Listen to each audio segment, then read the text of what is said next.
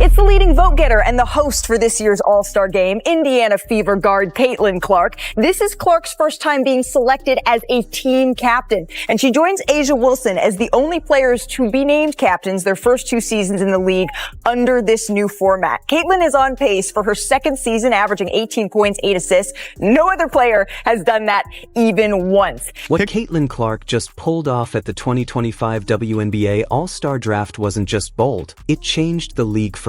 1 record-breaking vote count, 1 shocking coach trade, and 1 silent message to everyone who doubted her. Fans saw a star. Her peers saw a problem. But what Caitlin did next proved she's not just playing the game, she's rewriting its rules. Caitlin Clark has once again shattered expectations in a way that has left fans, critics, and even her fellow athletes speechless. With a record-breaking 1,293,526 votes for the 2025 WNBA All-Star Game, Clark didn't just lead the pack. She blew the roof off the entire voting system, gathering more fan support than the top 30 vote-getters combined in 2023. Her dominance in the voting numbers has effectively rewritten the league's standard for popularity and engagement. For context, A'ja Wilson led the vote in 2023 with just under 96,000 votes. Clark managed over 13 times that. Her ability to capture national attention, especially while recovering from a groin injury, speaks volumes about her reach and the emotional connection she has with fans. Social media erupted with Clark-themed content, parents helped their children cast votes, and even non-basketball viewers participated simply because Clark has turned the WNBA into must-watch TV. As she emerged from her brief injury hiatus to join ESPN for the All-Star Draft, she carried not just hype, but undeniable momentum and leverage that no player has wielded before at this stage in their career. But what followed next stunned everyone and left the entire WNBA scrambling. Instead of following the traditional All-Star captain script, Clark flipped the table. In a shocking and completely unprecedented move, she initiated a coach trade live on air, declaring that she and fellow captain Nafisa Collier had agreed to swap coaches. Clark would give up Cheryl Reeve, the woman assigned to coach her squad, in exchange for Sandy Brondello from New York. The ESPN panel was caught off guard, unsure if this was even allowed under league rules. Yet Clark didn't flinch. "I don't really care if it's allowed," she said with a smirk. "We just made it a rule." And just like that, history was made. For the first time in WNBA All-Star history, a player had orchestrated a coach trade. The WNBA had to issue a quick official response during the broadcast to approve the deal, making Clark's move not only the most talked-about moment of the event but also a defining shift in how power is distributed in the league. This was no stunt. This was a calculated play by someone who understands how to control narrative, structure, and the spotlight. In doing so, she showed the world she's not just a player, she's a strategic force. This coach swap wasn't a random decision. There's a deeper layer, a quiet score being settled. Clark's decision to trade Cheryl Reeve carries the weight of past tensions. Reeve was the coach who snubbed Clark from the Olympic roster despite her groundbreaking rookie season, and she had also made critical public remarks questioning the overwhelming attention Clark received. While Reeve claimed she wasn't directly responsible for the Olympic snub, many believe she influenced the decision. Clark, with her millions of fan votes and an audience hanging on her every move, saw her opportunity to shift the narrative. By trading Reeve away, she effectively removed a source of public dismissal and replaced it with a coach who embraces high-powered offense, understands media dynamics, and respects her impact. Sandy Brondello has coached star-studded teams and led the New York Liberty with a winning record. Bringing Brondello into her corner was Clark's way of saying, "I'll work with people who believe in me." It was more than basketball, it was a reputational checkmate. During the actual draft, Clark reinforced that she's not just popular, she's loyal and tactical. With her first pick, she selected her Fever teammate Aaliyah Boston. This wasn't just a sentimental choice, it was a declaration. Boston had been Clark's partner through the ups and downs of her rookie season, and picking her first sent a message about trust, chemistry, and continuity. It also created a strong anchor for Team Clark. Then came the shocker. Clark selected A'ja Wilson, her on-court rival who had bested her team multiple times. times. Despite their competitive clashes, Clark understood Wilson's sheer dominance and didn't let personal dynamics interfere with her mission to build the best team possible. This showed maturity, leadership, and a level of focus on winning that many veterans aspire to. Her draft decisions reflected not just relationships but basketball IQ, positioning players strategically to maximize performance and energy on the court. Clark's choices weren't just about stars, they were about building a cohesive, explosive unit. Still, behind all the fanfare, something darker was brewing. A players' poll surfaced just before the All-Star festivities, revealing that WNBA players had ranked Caitlin Clark only 9th among guards.